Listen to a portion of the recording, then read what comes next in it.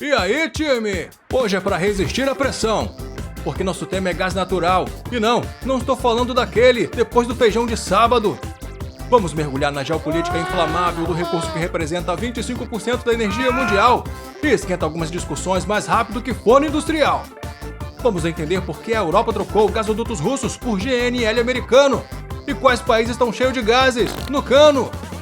Você vai descobrir que gasodutos não são apenas tubos, são alianças geopolíticas encaradas por décadas, contratos que casam países até que a transição energética os separe, e rotas comerciais que definem quem encara o inverno aquecido e quem passa frio encolhido. Então prepare-se, vamos liberar a válvula do conhecimento, sem risco de vazamento, porque aqui a gente dá um gás no conteúdo, sem deixar escapar nenhum detalhe miúdo. Liberta o gás, se prender faz mal. A essência e a importância do gás natural. Quando pensamos em transição energética, quando discutimos o futuro da energia no planeta, o gás natural aparece como uma figura extremamente controversa. Para alguns, ele é o combustível ponte essencial que nos levará das fontes sujas, como carvão e petróleo, até um futuro renovável. Para outros, ele é apenas mais um combustível fóssil que precisamos abandonar o quanto antes. A verdade, como quase sempre, está em algum lugar no meio. O gás natural não é uma novidade. Ele vem sendo usado há décadas em residências para cozinhar, em indústrias para gerar calor e processar materiais, em usinas termoelétricas para gerar eletricidade. Mas o que mudou dramaticamente nas últimas 2 décadas foi a escalada do seu uso e, principalmente, sua importância geopolítica. Hoje, o gás natural representa cerca de 25% do consumo global de energia primária. É uma fatia enorme e as projeções indicam que, diferentemente dos seus pares, o gás natural continuará crescendo sua participação na matriz energética mundial nas próximas décadas. É que, entre os combustíveis fósseis, o gás natural é o menos sujo.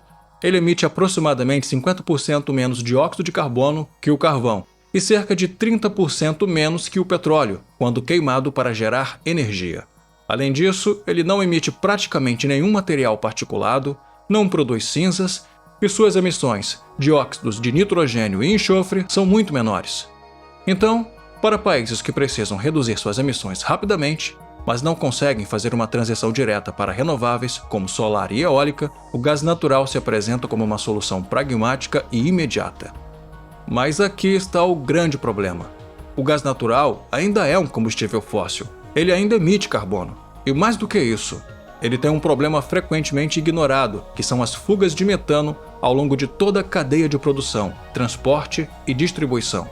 Aliás, o gás natural, em muitas ocasiões, é quase totalmente metano. E o metano é um gás de efeito estufa extremamente potente, cerca de 80 vezes mais impactante que o dióxido de carbono em um período de 20 anos. Então, a conta ambiental do gás natural é mais complexa do que parece à primeira vista. A geoeconomia do gás natural. Vamos começar entendendo a geografia do gás natural. Onde estão as maiores reservas desse combustível no planeta? Bom, a distribuição das reservas de gás natural é menos concentrada que as de petróleo.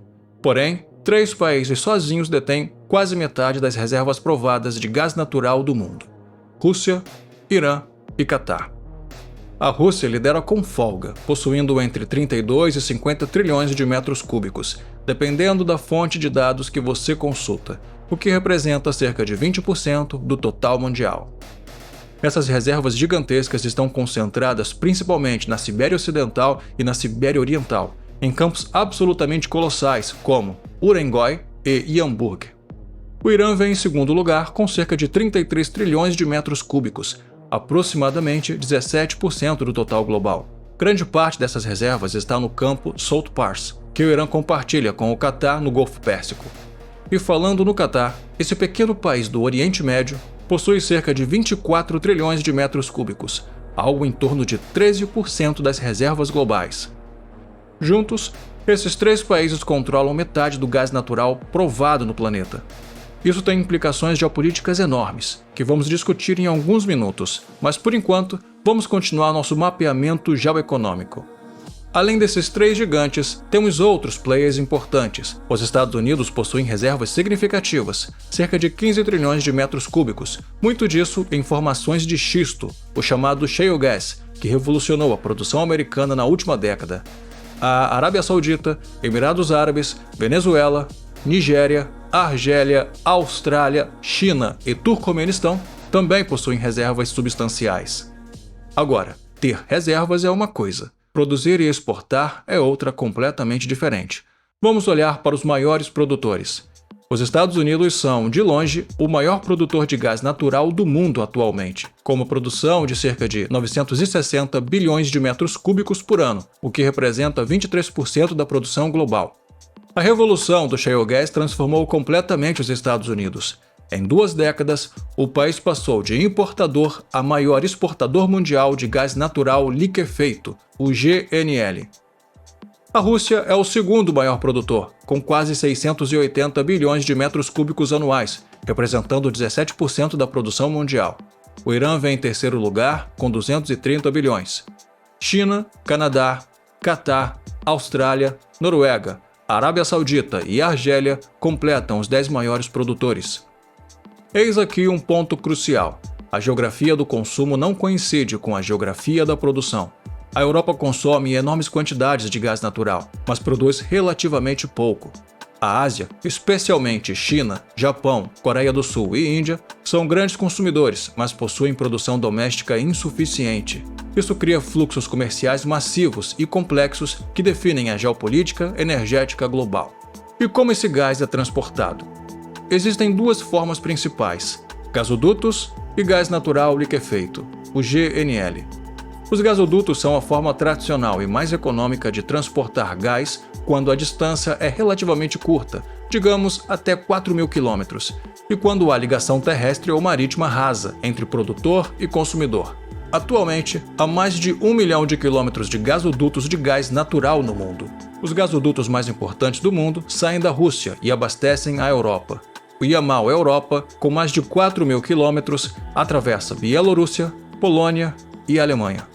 O Nord Stream, um gasoduto submarino pelo Mar Báltico, liga diretamente a Rússia à Alemanha. O Druzhba é o oleoduto mais longo do mundo, mas há também extensas redes de gasoduto. Na Ásia, a China está construindo uma malha gigantesca de gasodutos, com mais de 30.000 quilômetros em construção, ligando-se aos fornecedores da Ásia Central e da Rússia. Mas e quando não há como construir um gasoduto? Quando você precisa transportar através dos oceanos por milhares de quilômetros. Aí entra o GNL, gás natural liquefeito. O gás é resfriado a menos 162 graus Celsius, o que reduz seu volume em 600 vezes. Nesse estado líquido, ele pode ser transportado em navios especiais chamados metaneiros. Nos destinos, há terminais de regasificação que convertem o GNL de volta ao estado gasoso para injeção nas redes de distribuição. O mercado de GNL explodiu nas últimas 2 décadas. Atualmente, cerca de 40% do comércio internacional de gás acontece na forma de GNL. Os maiores exportadores de GNL são Catar, Austrália e Estados Unidos.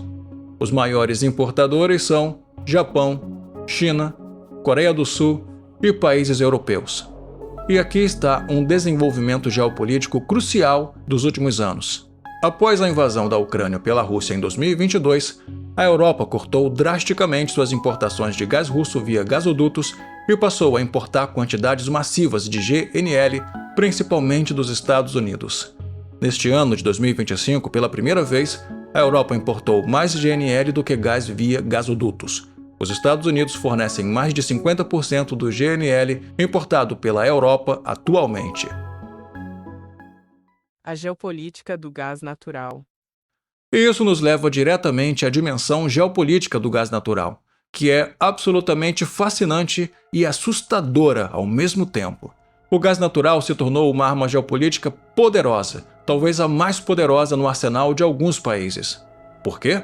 Porque, diferentemente do petróleo, que é transportado globalmente por navios e tem um mercado verdadeiramente global com preços relativamente uniformes, o gás natural, especialmente via gasodutos, cria dependências bilaterais muito fortes e de longo prazo.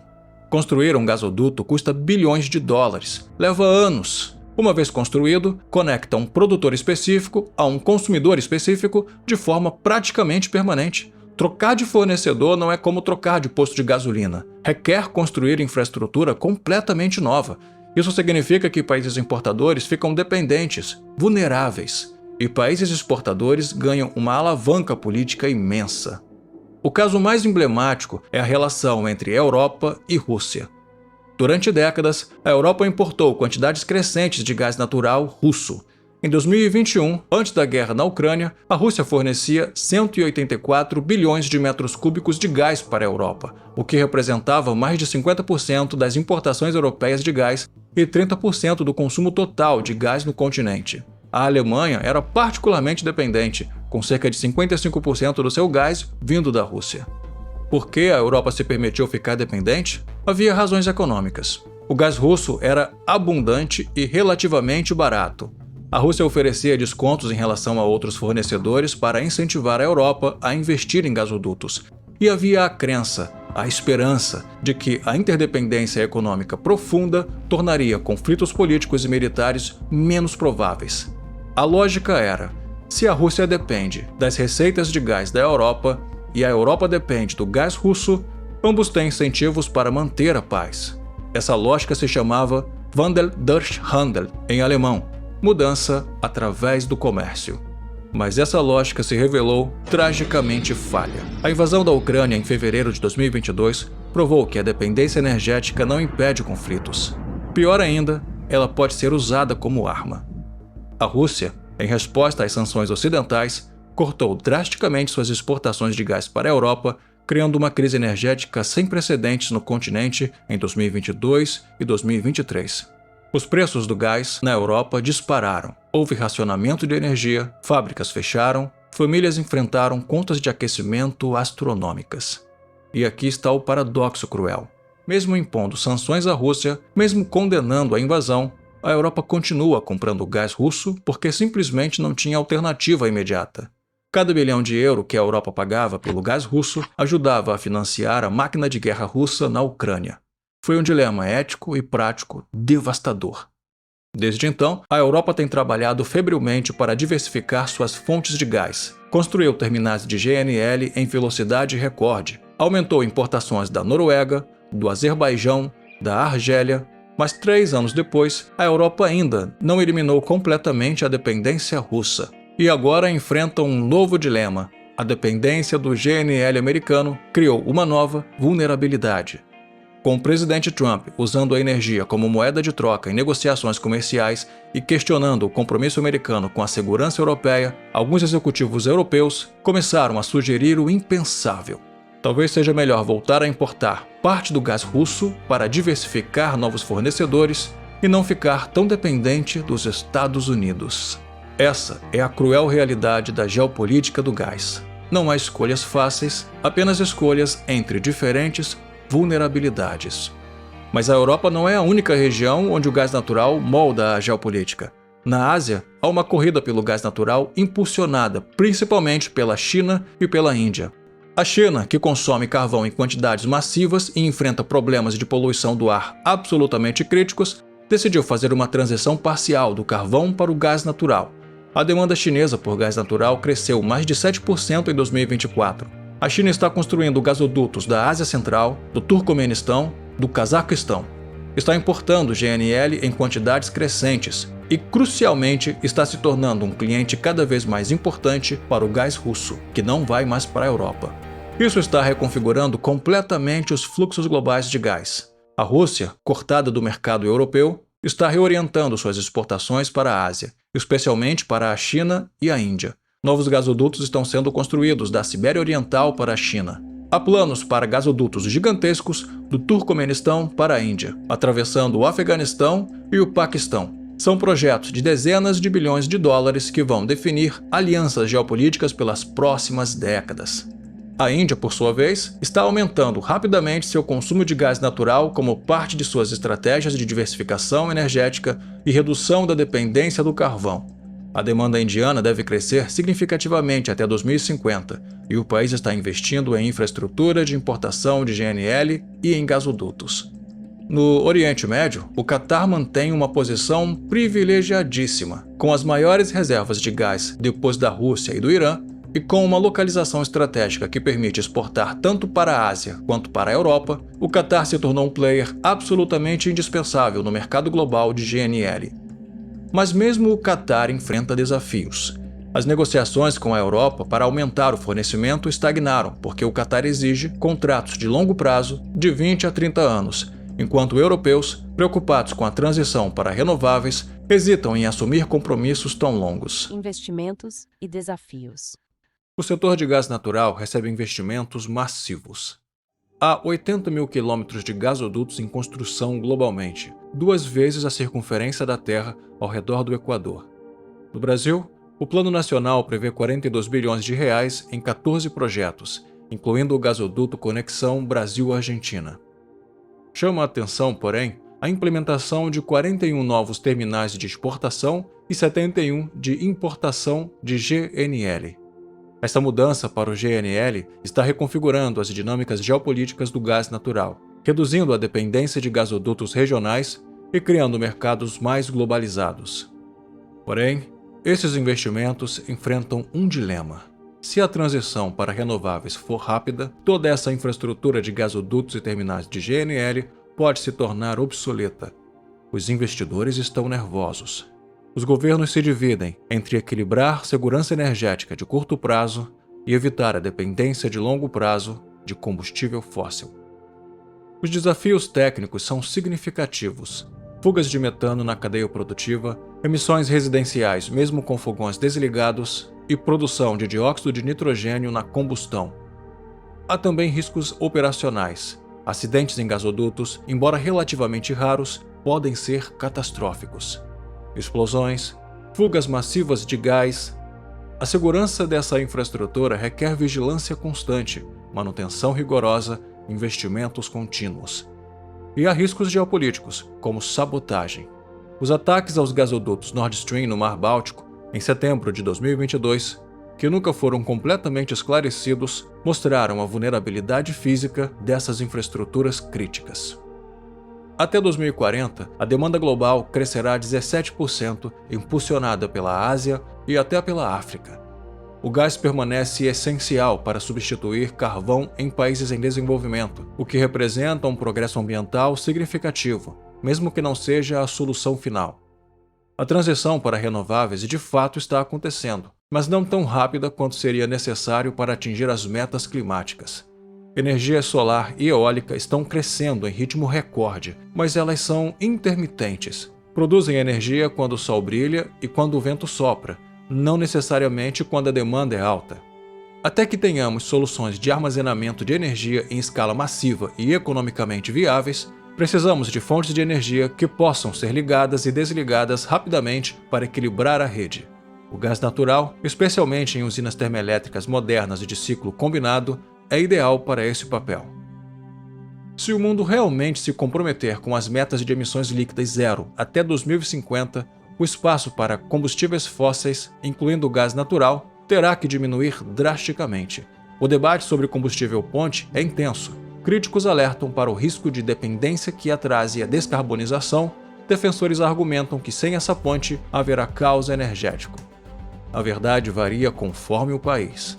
No Brasil, com matriz elétrica já bastante limpa, baseada em hidrelétricas e com potencial enorme para solar e eólica, o papel do gás natural pode ser mais limitado e focado em backup para renováveis e em usos industriais específicos.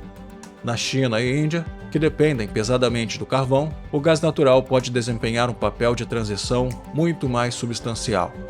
A geopolítica do gás seguirá central nas próximas décadas, com o centro de gravidade se deslocando da Europa para a Ásia.